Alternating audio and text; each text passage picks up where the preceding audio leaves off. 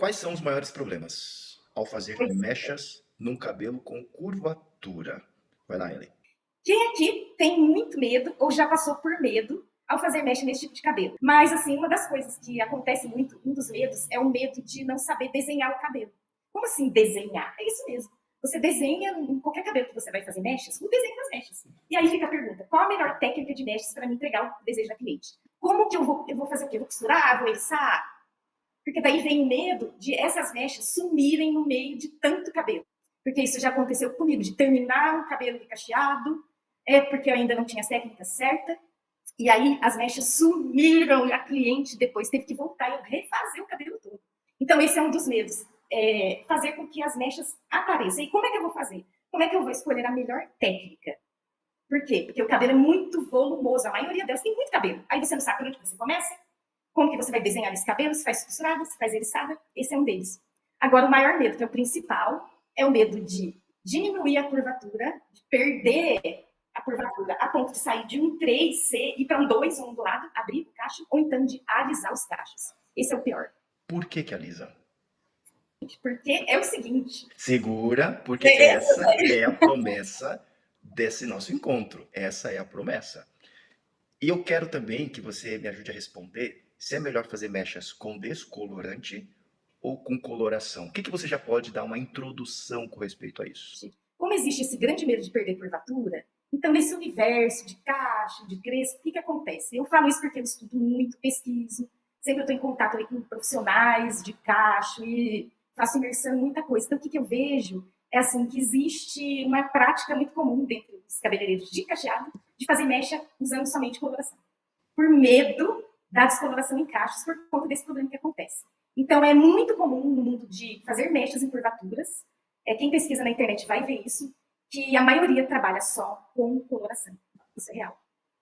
Mas aí existe o fato de trabalhar com coloração por um medo de estragar o cabelo e alisar, que é o que a gente está respondendo aqui, mas existe também o problema de não conseguir ter uma cor que ela vê na revista, às vezes, que ela vê no Instagram, Exatamente. Exatamente. porque a coloração não vai entregar aquele tom. Ellen, tem que fazer um curso só para poder identificar os tipos. E É nesse verdade. curso, ajudar a entender melhor esse perfil, porque cada vez mais a cliente ela está se conscientizando de que o cacho crespo afro é lindo, é bonito, fica estiloso e que se fizer o corte certo, ele tem caimento. É porque tem muita gente que quer fazer corte de cabelo liso em cabelo afro, em cabelo com curvatura. Aí fica um Aí tá negócio, ruim. fica sem Inclusive, caimento.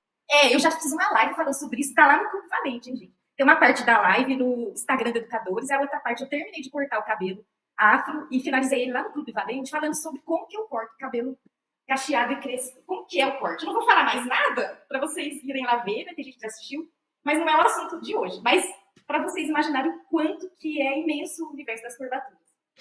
A Maria Cláudia Soares está falando assim que ela tinha medo em fazer cabelo com curvatura, mas ela foi no Mão na Massa e no Mão na Massa Ah, ela fez. Acho que ela ficou na tua ficou. equipe. Ficou. A Maria ficou. Bom, e aí? Vamos então entrar na questão do amônio.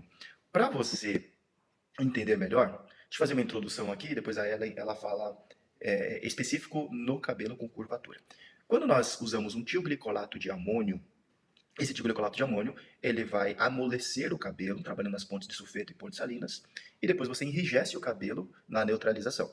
Então você consegue fazer uma estrutura diferente, porque você muda a estrutura do cabelo. Então o cabelo ele é liso, você pode fazer um suporte, você pode fazer um efeito de cachos usando uma ferramenta como um roller, um bigodinho e algumas outras ferramentas. E você cria um permanente afro, você cria o efeito com glicolato de amônio. Você amolece e depois enrijece o fio com uma ferramenta ou mantendo ele numa forma enquanto ele está neutralizando.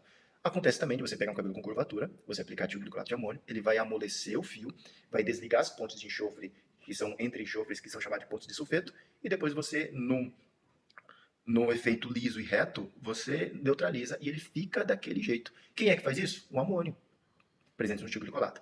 É este mesmo amônio que está no persulfato de amônio, que está no hidróxido de amônio. Ele está na coloração permanente e também está no pó descolorante.